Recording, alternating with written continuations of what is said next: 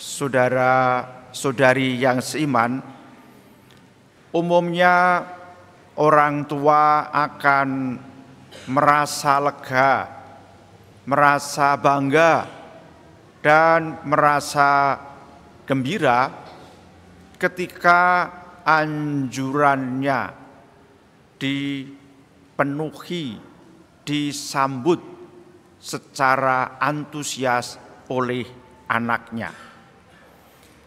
Sikap anak seperti ini memberi kesan bahwa ia taat dan hormat kepada orang tuanya.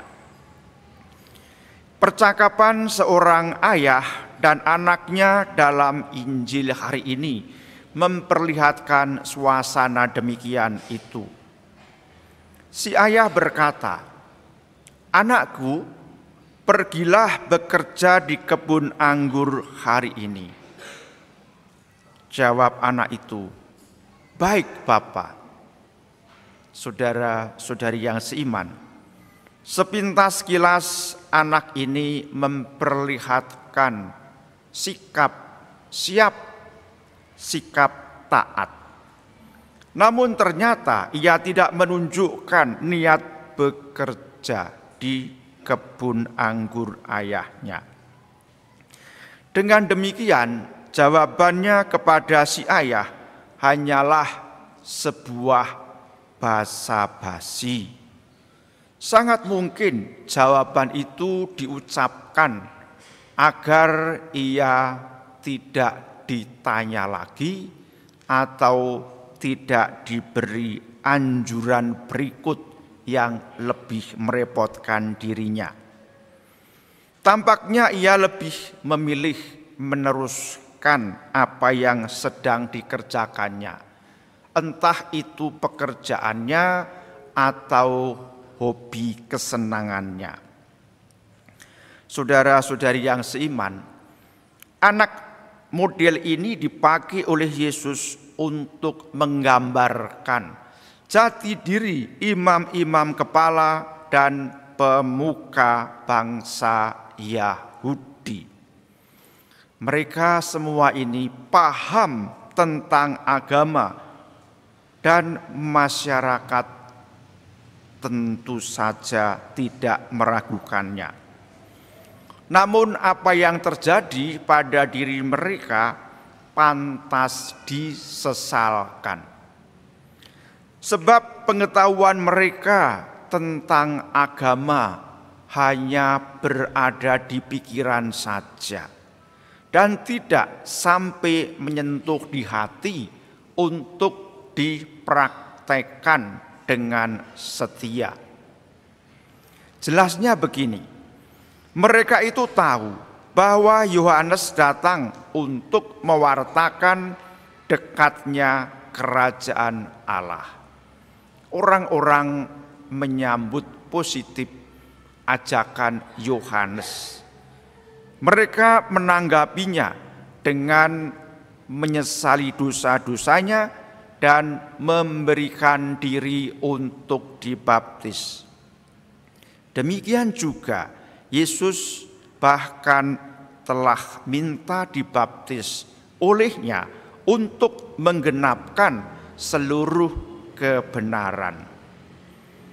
Akan tetapi imam-imam kepala dan pemuka bangsa Yahudi tidak tergerak hatinya sama sekali oleh imbauan Yohanes. Mereka tidak menyesali dosa-dosanya dan tidak menyambut pengampunan dari Allah yang Maha Kasih. Mereka itu tidak percaya kepada Yohanes yang menunjukkan jalan kebenaran. Dengan demikian mereka tidak menyambut kemurahan hati Allah yang ingin menyelamatkan. Mereka itu membiarkan begitu saja anugerah keselamatan. Mereka sibuk memenuhi egonya dan tidak berusaha memahami kehendak Allah. Saudara-saudari yang seiman, kita mengerti bahwa Allah itu murah hati untuk memberi anugerah keselamatan bagi manusia. Maka ada pertanyaan yang baik untuk kita renungkan dan kita jawab masing-masing di hati. Pertanyaannya begini: bagaimana kita menanggapi tawaran kemurahan hati Allah pada masa lalu, pada saat ini, dan pada waktu-waktu yang akan datang? Apakah kita berusaha, satunya kata, satunya perbuatan? Kalau iya, maka kita pun juga melakukan iya. Kita tidak bermental ya, tetapi kemudian bukan ya. Kalau kita menyambut kehendak Allah yang menyelamatkan, maka kita mesti tekun mewujudkan kehendak Allah itu di dalam diri kita, kepada sesama serta lingkungan hidup. Saudara-saudari yang terkasih, hari ini bersama dengan gereja di Kevikipan Semarang, kita mengikuti novena kebangsaan yang ke-6 dengan mengambil tema Gereja Merawat Bumi. Dalam merawat bumi kita diundang untuk menjadi pelaku-pelaku yang nyata. Jadi bukan hanya bicara-bicara di sana, diskusi di situ dan seterusnya. Bukan bilang ya namun tanpa menjalankannya. Gereja Merawat Bumi tampak dalam gerakan memperjuangkan keadilan sosial dan kesejahteraan lingkungan hidup. Kita diajak merawat bumi sebagai wujud penghormatan terhadap ciptaan Allah. Kita sadar bahwa manusia merupakan bagian dari alam semesta dan tidak dapat lepas dari lingkungan hidup.